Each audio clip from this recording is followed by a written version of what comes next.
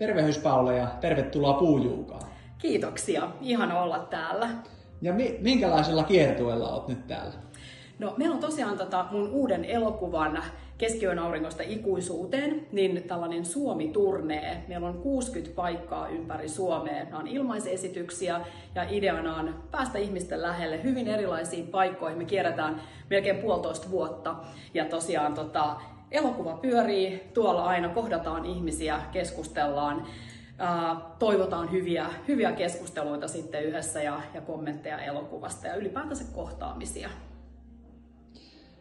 Mistä sä tykkäät erityisesti täältä Puujuuosta? No, mun on pakko sanoa, että kun mä tulin tähän Seurojen talolle, niin mähän taisin sanoa ensimmäisenä, että tämä on kaunein paikka, mitä mä oon ikinä nähnyt.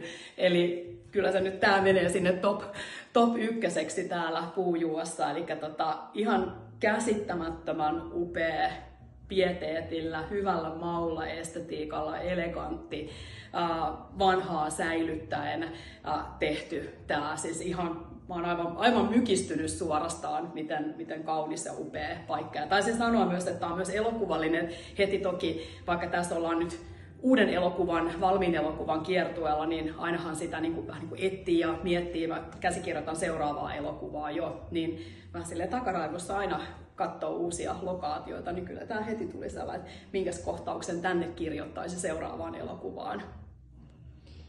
Miten Seurojen talo toimii sinusta nyt ennen esitystä niin elokuvateatteri käytössä? No tuosta tosiaan laitettiin tykki pyörimään ja meillä on äänentoistot tuossa kulkee meidän kiertuepakussa mukana ja hyvältähän se kuulosti ja näytti ja täällähän on muutenkin tosi upeat fasiliteetit, että saatiin pimennettyä tila ja verhot siihen ja upea katsomo, tuolit oltiin täällä laitettu ja kaikki valmiiksi, niin mikäs täällä on ollessa elokuvaa näyttämässä, että toimii kyllä ihan todella hyvin. Voin kuvitella, että toimii myös keikkakäytössä ja hyvin monissa toki kaiken maailman kohtaamisia ja juhlia, niin tosi hieno paikka. Suositteletko Paula matkailijoille Juukaa kesälomakohteena?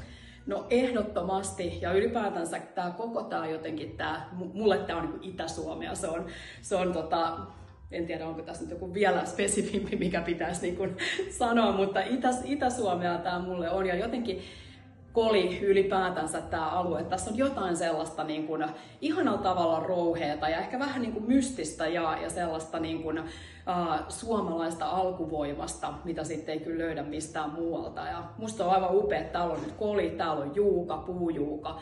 Eli se, että tämä on kyllä ihan sellainen kansainvälisesti upea matkailukohde, että ei mitään muuta kuin johonkin kansainväliseen matkailulehteen pieni spotti tästä ja uskon, että tavoittaa maailmanlaajuisesti myös ihan luksusmatkailijat. Hyvä. Kiitoksia Paula ja mukavaa kiertoa. Ja elokuvaa katsomaan. Kiitos.